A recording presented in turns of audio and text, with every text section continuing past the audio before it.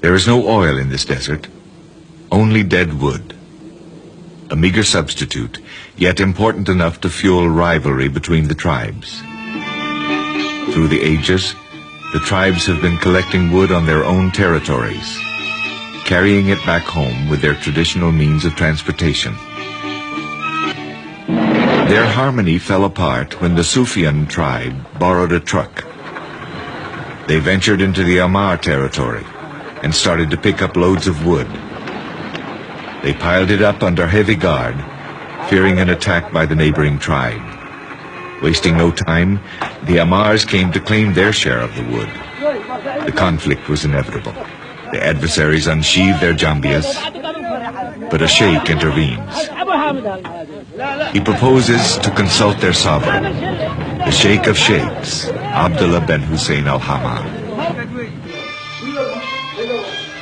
Illustrious Sheikh Abdullah, whose ancestors were companions of the Prophet, and whose renowned forefathers conquered Spain and built a palace in Madrid still bearing their name.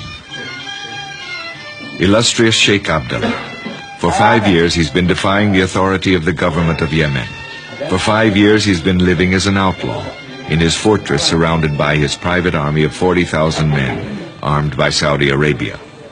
Illustrious Sheikh Abdullah, he sits on the floor with his vassals. Sheikh Abdullah checks the freshness of the khat leaves, a stimulating drug chewed during their daily rituals.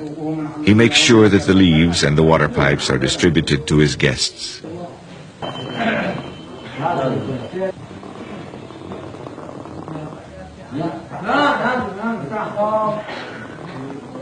The Sufyans want justice to be done regarding the 2 killings committed by the Amar who stole the wood piled along the road.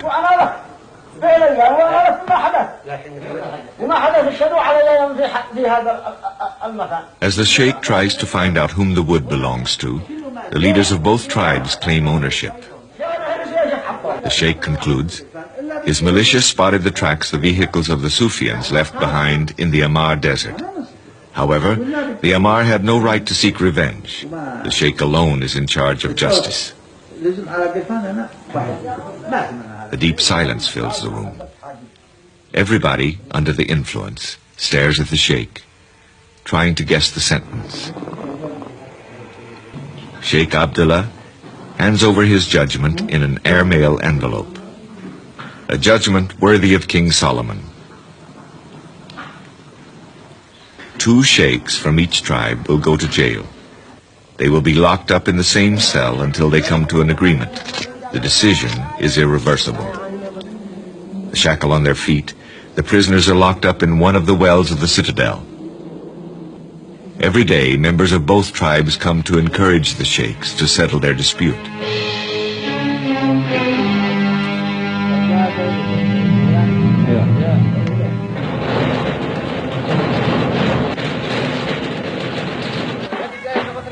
A few days later, the sheikhs of the Amar tribe come back to salute Sheikh Abdullah.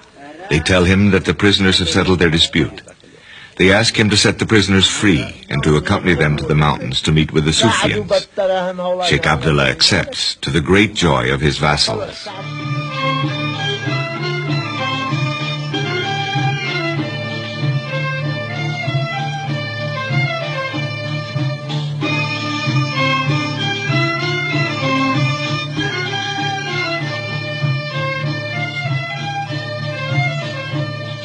All along the way, warriors from the Sheikh's private militia and warriors from other vassal tribes enlarge the procession on its way to the mountains, where the Sufyans are expecting them. On the mountain, the Sufyans welcome Sheikh Abdullah and the Amars, showing off their shooting skill.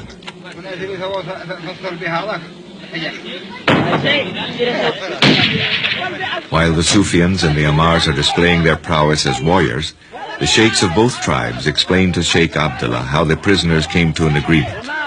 Some Amars accuse the almighty Sheikh of sowing discord between his vassal tribes by lending a truck to their adversaries. They even threaten not to accept his arbitration anymore and to call upon the help of the government, a move that would be a serious blow to the Sheikh.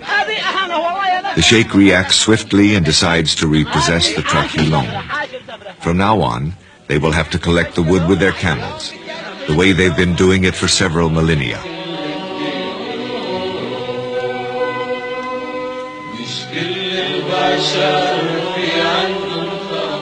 The only thing left to do for the Amars and the Sufians is to meditate over the decision of the Sheikh and to contemplate the savage beauty of the desert, where so much blood has been shed and will be shed, until the next judgment of Abdullah ben Hussein al-Hamar, chief of the mighty tribe of the Hashid, the free men of northern Yemen.